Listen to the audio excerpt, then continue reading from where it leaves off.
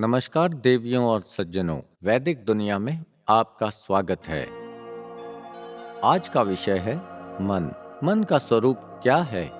मन की कितनी शक्तियां हैं? मन के कितने गुण हैं?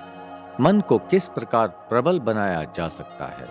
विज्ञान के पास मन के बारे में दो वाक्य हैं। एक वाक्य में तो विज्ञान मन के बारे में बोलता है, mind is an activity of brain, यानी मन बुद्धि की ही एक क्रिया है। दूसरे वाक्य में विज्ञान मन को अलग से एक अंग बताता है, जिसमें बोलता है, mind is a mental organ. वेदों का मन के बारे में कहना है कि मन तो वो असीम शक्ति है जिससे प्राणी जीव कर्म संपन्न करता है और आत्मा को मोक्ष की प्राप्ति होती है। मन मस्तिष्क के केंद्र में बिंदु के रूप में विष्णु स्थान पर विराजमान होता है। मन की 6 शक्तियां और 4 गुण होते हैं। शरीर की 5 कर्मेंद्रियां और 5 ज्ञानेंद्रियां मन से ही चलती हैं। मन का उल्टा भाग ईड़ा नाड़ी से जुड़ा है, वह सीधा भाग पिंगला नाड़ी से जुड़ा है। मन के सामने का भाग ब्रह्मणा नाड़ी से जुड़ा है, जिसका दूसरा छोर हृदय में आत्मा से जुड़ा हुआ स्थापित है।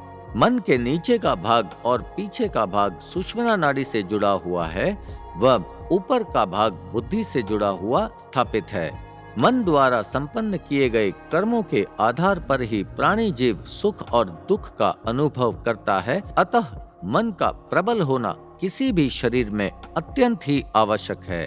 बुरी भावनाओं में बहकर ही निर्बल मन बुरे कर्म संपन्न करता है, जिसका फल दुख के रूप में शरीर भोगता है। प्रत्यक्ष समय कलयुग का मानव मन से अति निर्बल है, क्योंकि शिव संकल्पमस्तु के वैदिक मंत्रों से कोसों दूर है। मानव मन में प्रबलता वैदिक मंत्रों के जाप से ही आती है, अन्यथा मन को प्रबल करने का और कोई मार्ग है ही नहीं। मन की शक्तियों का विकास भिन्न भिन्न वैदिक मंत्रों के जाप से ही संभव हो पाता है। निद्रासन के समय में मन कुंडलिनी से ऊर्जा ग्रहण करता है, जिस ऊर्जा को वो कर्म संपन्न करके नष्ट करता है। मन का अच्छा या बुरा होना यह प्राणी जीव के भोजन पर ही निर्भर करता है। मानव को सात्विक भोजन ही ग्रहण करना चाहिए, जिससे शरीर का मन सत्कर्म ही संपन्न करेगा। किसी भी भावना को विचार के रूप में मन ही तब्दील करता है। संपूर्ण शरीर में ऊर्जा का संचार मन द्वारा ही संपन्न होता है, इसीलिए इसका ऊर्जावान रहना भी परम आवश्यक है। मन की ही रचना एक शरीर के रूप में आत्मा और कुंडलिनी किसी भी गर्भ में करते हैं। जिस प्रकार से आत्मा अनश्वर है, उसी प्रकार से मन भी अनश्वर है। परमात्मा शिव मन को ही सृष्टि के कल्याण का संकल्प देकर शिव धाम से पृथ्वी लोक पर भेजते हैं, जिसे पूर्ण करके आत्मा मोक्ष को प्राप्त करती है।